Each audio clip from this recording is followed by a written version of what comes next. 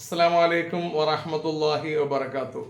മഹാനായ കലീമുല്ലാഹി മൂസാ നബി അലൈഹി സ്വലാത്തു വസ്സലാമിനെ കൊണ്ട് രഹസ്യമായി വിശ്വസിച്ചവരായിരുന്നു ഫറോവയുടെ കൊട്ടാരത്തിലെ ജോലിക്കാരനായിരുന്ന സേവകനായിരുന്ന ഹിസ്കീൽ എന്നവർ.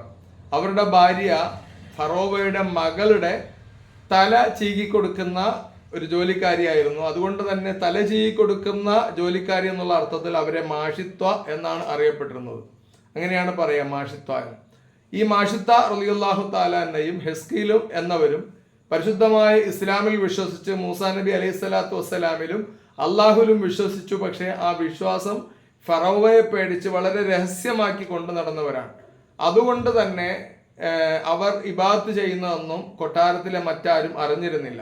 അങ്ങനെ ഇരിക്കുമ്പോഴാണ് ഒരു തവണ മാഷിത്ത ബി റളിയല്ലാഹു തആല ഈ ഫറോവയുടെ മകൾക്ക് തല ഇങ്ങനെ ചീകി കൊടുക്കുമ്പോൾ കയ്യിൽ നിന്ന് തല ചീരുന്ന ചീർപ്പോ മറ്റോ എന്തോ തറയിലേക്ക് തെറിച്ചു വീണപ്പോൾ അള്ളാഹു അല്ലാത്തവർക്ക് നാശം, അള്ളാഹു അല്ലാത്തവരെ ആരാധിക്കുന്നവർക്ക് നാശം, ഇങ്ങനെയുള്ള ഒരു വാചകം മഹാനായ ഹിസ്കീൽ എന്നവരുടെ ഭാര്യയായ മാഷിത്ത ബി റളിയല്ലാഹു തആലയുടെ വായിൽ നിന്ന് വന്നപ്പോൾ ഫറോവയുടെ മകൾ വളരെ ധിക്കാരത്തോടെ ചോദിച്ചു, എൻ്റെ വാപ്പയല്ലാതെ നിനക്ക് മറ്റൊരു ആരാധ്യനുണ്ടോ? അചഞ്ചലമായിട്ട് മാഷിത്ത റളിയല്ലാഹു തആല എന്ന് പറഞ്ഞു, നിന്റെ വാപ്പയെയും എന്നെയും നിന്നെയും ആകാശഭൂമികളെയും മുഴുവനും പടച്ച ഏകനായ തമ്പുരാനാണ്, അള്ളാഹുവാണ് ഒരേ ഒരു ആരാധകൻ എന്ന് പറഞ്ഞപ്പോൾ ഉടനെ തന്നെ ആ തല ചീകി കൊടുക്കപ്പെട്ടുകൊണ്ടിരുന്ന ആ ഫറോവയുടെ മകൾ നേരെ രാജസദസ്സിലേക്ക് ഓടി ഫറോവ ചക്രവർത്തിയോട് പറഞ്ഞു, വാപ്പ, അങ്ങേ വഞ്ചിക്കുന്ന ഒരുവൾ നമ്മുടെ കൊട്ടാരത്തിൽ ജോലി ചെയ്യുന്നുണ്ട്. അത് മറ്റാരുമല്ല, എൻ്റെ തലചീകിത്തരാൻ അങ്ങ് ഏൽപ്പിച്ചിട്ടുള്ള മാഷിത്ത ബീവി റളിയല്ലാഹു തആല ഫറോവയുടെ മുന്നിൽ ഹാജരാക്കപ്പെട്ടു. ഫറോവ ചോദിച്ചു, നീ പറഞ്ഞത് ശരിയാണോ? നിന്റെ വിശ്വാസമാണോ? അതല്ല നീ വെറുതെ പറഞ്ഞതാണോ? മാഷിത്ത ബീവി റളിയല്ലാഹു തആല അർത്ഥശങ്കക്കിടമില്ലാത്ത വിധം പറഞ്ഞു, അള്ളാഹു അല്ലാതെ ആരാധ്യനില്ല. ലോകത്ത് മൂസാ നബി അലൈഹി സ്വലാത്തു വസ്സലാം അള്ളാഹു അയച്ച പ്രവാചകനാണ്, ഞാൻ അത് സ്വീകരിക്കുന്നു. ഫറോവ പറഞ്ഞു, നിന്നെ ഞാൻ ക്രൂരമായി പീഡിപ്പിക്കും, വലിയ ശിക്ഷ നിനക്ക് തരും, നീ അതിൽ നിന്ന് പിന്മാറണം. മാഷിത്ത ബീവി പിന്മാറാൻ തയ്യാറായില്ല. അങ്ങനെ ഫറോവ അവന്റെ സ്ഥിരം ഒരു ശിക്ഷാ ശൈലിയാണ്, അവന്റെ ഒരു വക്ര ബുദ്ധിയിൽ ഉദിക്കുന്ന ഒരു അവന്റെ ശിക്ഷണ രൂപമാണ് ആണികൾ കൊണ്ടുവന്ന് മനുഷ്യനെ തറയ്ക്കുക എന്നുള്ളത്. അതുകൊണ്ട് തന്നെ പരിശുദ്ധമായ ഖുർആൻ ഫറോവയെ പറഞ്ഞപ്പോ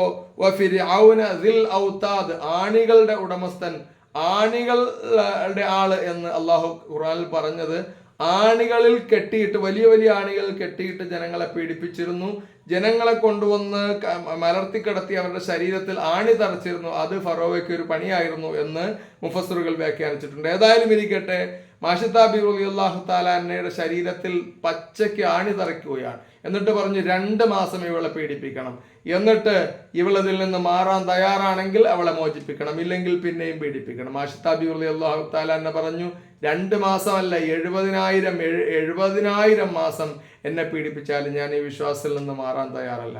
ഫറോവയുടെ മട്ടുമാറി, അയാളുടെ സ്വഭാവം മാറി.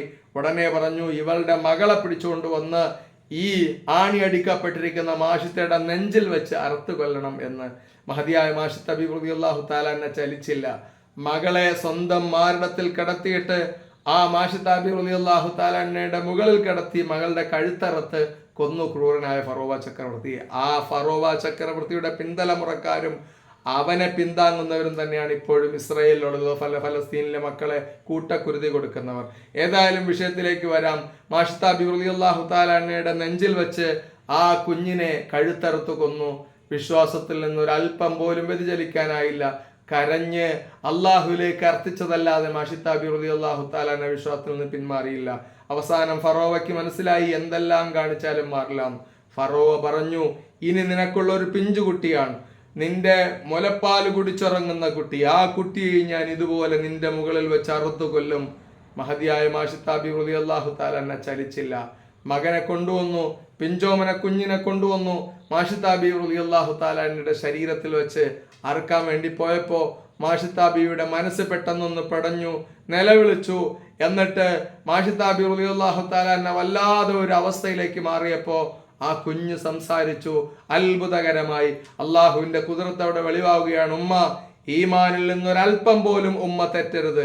അള്ളാഹുവിന്റെ സുരലോക സ്വർഗത്തിൽ എനിക്കും ഉമ്മാക്കുമുള്ള ഇടം ഞാൻ ഇവിടെ വെച്ച് കാണുകയാണ്. പിഞ്ചോമന പൈതൽ സംസാരിക്കുകയാണ്. മഹാനായ ഈസാ നബി അലൈഹിസ്സലാത്തു വസ്സലാമും അതുപോലെ ഒരുപാട് മഹാരഥന്മാരുമൊക്കെ ചെറുപ്പത്തിൽ സംസാരിച്ചതായി പരിശുദ്ധമായ ഖുർആനിലും അല്ലാതെയുമൊക്കെ ചരിത്രങ്ങൾ കാണാം. എന്നതുപോലെ മാഷിത്താ ബീവി റളിയല്ലാഹു തആല അൻഹയുടെ മകൻ, മാഷിത്താ ബീവി റളിയല്ലാഹു തആല അൻഹയുടെ ശരീരത്തിൽ കിടത്തി അറുക്കാൻ വേണ്ടി പോയ മകൻ അവിടെ കിടന്ന് സംസാരിക്കുകയാണ്, ഉമ്മ ഒരിക്കലും ഈമാനിൽ നിന്ന് പിന്തിരിയരുത്, അള്ളാഹുവിന്റെ മാർഗത്തിൽ ഉറച്ചു നിൽക്കണം, ഉമ്മാക്കും എനിക്കും അള്ളാഹു സ്വർഗം ഒരുക്കി വെച്ചിട്ടുണ്ട്.